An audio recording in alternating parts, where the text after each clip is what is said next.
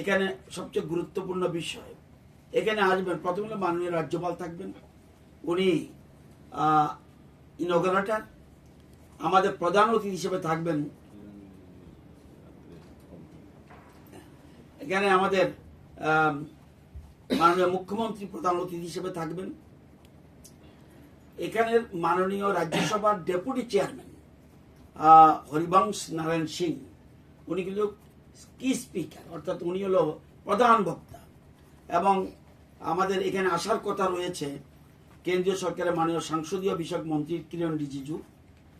এবং এছাড়া এখানে উপস্থিত থাকবেন আমাদের এছাড়া উনি উপস্থিত থাকবেন আমাদের এমপিরা থাকবেন, আমাদের বিপ্লব কুমার দেব, কৃতি দেব বর্মন, রাজীব ভট্টাচার্য, অপোজিশন লিডার থাকার কথা রয়েছে। যদিও উনি বলেছেন ওনার একটা কাজ আছে, ওনার পক্ষ থেকে কে একজন থাকবে। এছাড়া আমাদের গভর্নমেন্ট চিফ হুইপ উনিও থাকবেন এবং প্রিসাইড করবেন আমাদের অ্যাক্টিং স্পিকার, উনি প্রিসাইড করবেন।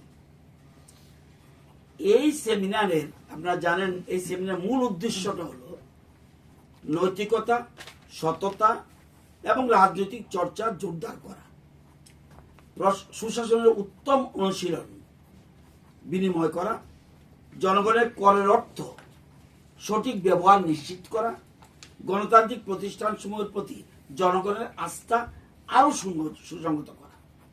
এবং আমি পরিষদীয় মন্ত্রী হিসেবে এটা বলতে পারি, আমরা বিশ্বাস করি এই সেমিনার থেকে আমরা অনেক কিছু পাবো।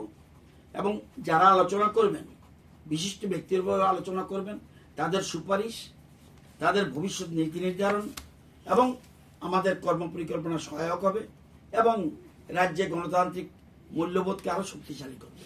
এবং এটা আজকে যেটা হচ্ছে, এটা কিন্তু এই আমাদের সিপিএ, আমাদের একটা আইডিয়া থাকা উচিত, কমনওয়েলথ পার্লামেন্টারি অ্যাসোসিয়েশন, যেটাকে সংক্ষেপে সিপিএ বলে, Commonwealth parliamentary association CPA India reason zone 3 সুপারিশ বলে ওরা সুপারিশ করেছে, মাননীয় স্পিকার মহোদয় আপনি এই ধরনের একটা আয়োজন করুন এবং জনপ্রতিনিধিদের সাথে নিয়ে যাতে ডিসকাস করা যায়।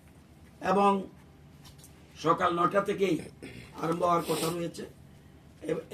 অ্যাসেম্বলি থেকে সবাইকে নেমন্তন্ন টাইম টু টাইম করা হচ্ছে। এবং আপনারা জানেন, এবং এটা হলো এমন একটা সংস্থা, এটার সিপিএ কমনওয়েলথ পার্লামেন্টারি অ্যাসোসিয়েশনের মেইন নির্বাহী কমিটির চেয়ারম্যান হলো মাননীয় ক্রিস্টোফার কালিলা জাম্বিয়ার, এবং ভাইস চেয়ারম্যান যিনি উনি হল কার্মেল সেপুলোনি নিউজিল্যান্ড, এবং সিপিএ কোষাধ্যক্ষ হল মাননীয় সুলাইন্স Australia, CPA India রিজনের chairperson Om Birla আমাদের স্পিকার। আমাদের ভারতবর্ষে 4টা জোন আছে, এটা হলো 3 জোন আন্ডারে আমাদের আছে। আমাদের 8টা স্টেট, এই যে নর্থ ইস্টে 8টা স্টেট নিয়ে 3 জোন, এছাড়া আরো 1, 2, 4 আরো 3টা জোন, টোটাল 4টা জোন আছে। তো এটা নিয়ে আমাদের আলোচনা হবে। আপনারা জানেন যে এই যে যত ভৌগোলিক ভিত্তিতে 9টি অঞ্চলে বিভক্ত রয়েছে এই সিপিএ, কমনওয়েলথের যতগুলি দেশ আছে, আমার জানা মতে এখন পর্যন্ত 50টা দেশ রয়েছে, 60 মতো আছে দেশ অঞ্চলের প্রায় 180টির বেশি শাখা রয়েছে, এবং বিধানসভা সংসদ নিয়ে গঠিত, এবং জাতীয় স্তরের, রাজ্য স্তরের, প্রাদেশিক স্তরের এবং টেরিটোরিয়াল এলাকা পর্যন্ত এগুলি বিস্তৃত রয়েছে। তো ওনাদের যে কমনওয়েলথের পার্লামেন্টারি অ্যাসোসিয়েশনের যে সিপিএর ইন্ডিয়া রিজন জোন 3 সুপারিশ মধ্যে এটা হচ্ছে।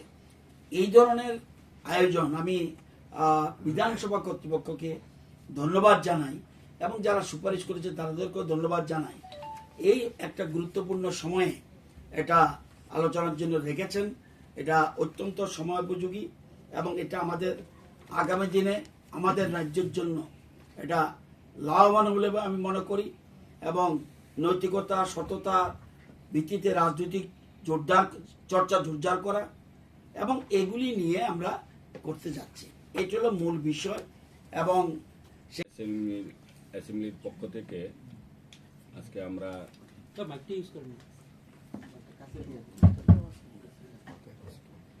আমাদের ত্রিপুরা বিধানসভার পক্ষ থেকে আজকে আমরা আপনাদেরকে আহ্বান করেছি যে আমাদের ত্রিপুরা রাজ্যের এবং বহিরাজ্যের যে সকল আমাদের সম্মানিত শ্রদ্ধেয় সাংবাদিক ভাই বোনেরা আছে, আমরা আজকে আহ্বান করেছি একটা বিষয় নিয়ে, যে আমরা একটা কার্যক্রম করছি ওয়ার্কশপ। যে ওয়ার্কশপের যে মূল বিষয় বা আমরা কেন করছি, যেটা কোনোদিন ত্রিপুরা রাজ্যে তার আগে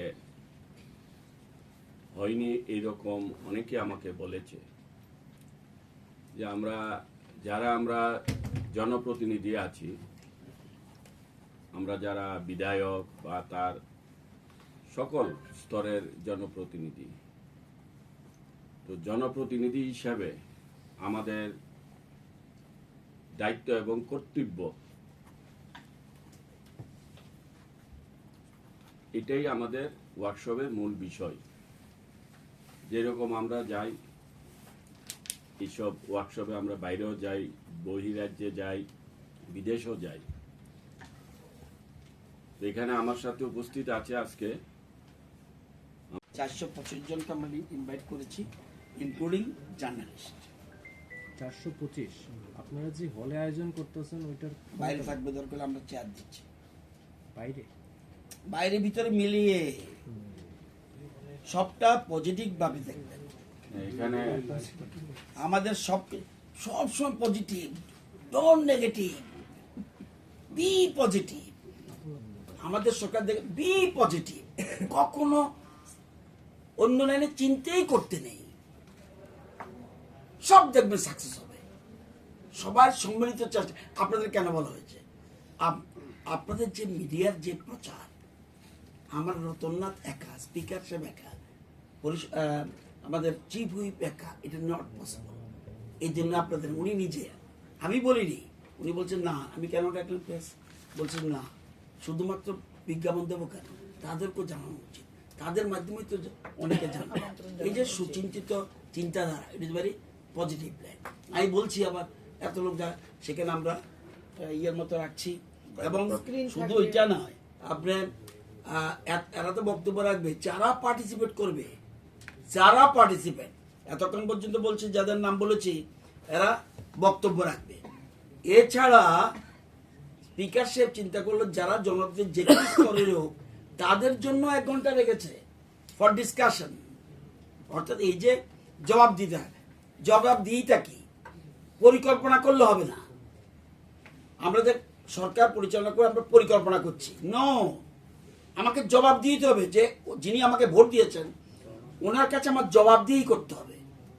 কি জবাব দিই, উনি যেভাবে আমাকে বলবে ওনার সমস্যার সমাধানের জন্য যাতে আমি সর্বোচ্চ চেষ্টা করতে হবে এর আইনে, এবং বাস্তব সমিত যেগুলি আমরা করতে যাচ্ছি। তো এখানে ইনভাইট করেছি 400 অনেকের, যেমন জিতেনবাবু বলছে যে আমি একজনকে পাঠাবো, ওনাকে স্পিকার সাহেবকে বলেছে আমি একজনকে পাঠাবো, আমি একটা জরুরি কাজে বাইরে থাকছি, হতেই পারে এটা কারো শিডিউল থাকে এরকম।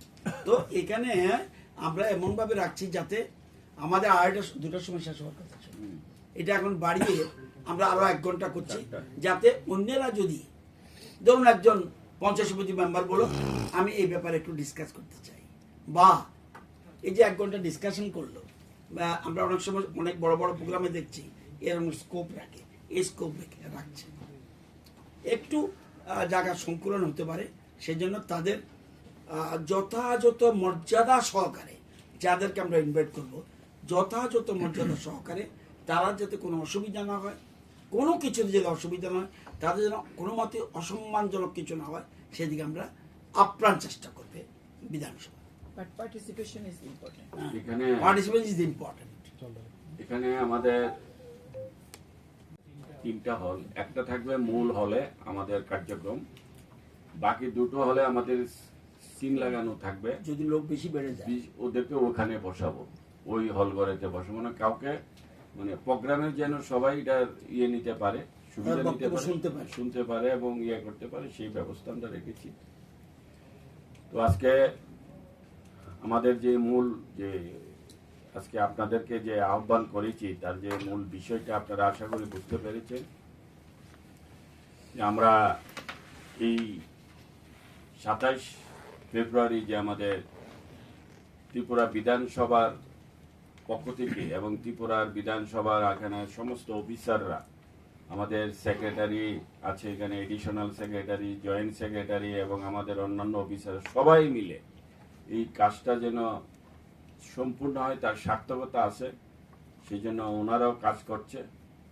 তো আমি আপনাদের মাধ্যমে বাকি সার্থকতাটা যেন আমাদের পূর্ণতা লাভ করে, যে আমরা যে উদ্দেশ্য নিয়ে এই প্রোগ্রামটা করছি সেটা বাকি দায়িত্বটা আমি আপনাদের কাছে অনুরোধ করছি, যাতে করে এটা জনস্বার্থে, জনগণের স্বার্থে যেন আমরা সেটাকে কাজে লাগাতে পারি।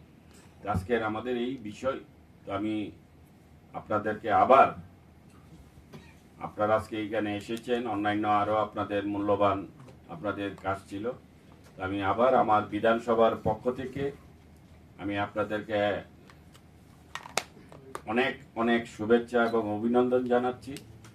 এবং আমার যে দাদা হবে না বোধ হয়, তবুও আমরা ইনভাইট করেছি প্রেস, আমরা সবগুলি টোটাল জেলা পরিষদের সদস্যকে আমরা বলেছি, আমরা এডিসি মেম্বার সবাইকে বলেছি, আমাদের 60 জন বিধায়ক সবাই, এখন তো 60 জন নয়, এখন 59, তো 59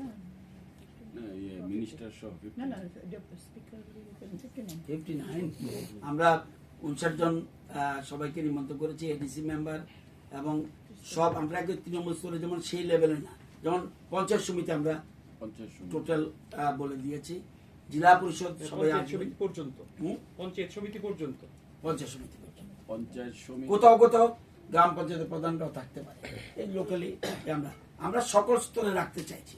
পুরসভা যেমন আগরতলা কর্পোরেশনের সব সদস্যকে বলা হয়েছে, সেরকম আবার ওয়েস্ট ডিস্ট্রিক্টের অনেকেই বলা হয়েছে। এরকম ভাবে করা হয়েছে যাতে আমাদের জায়গা সংকুলনের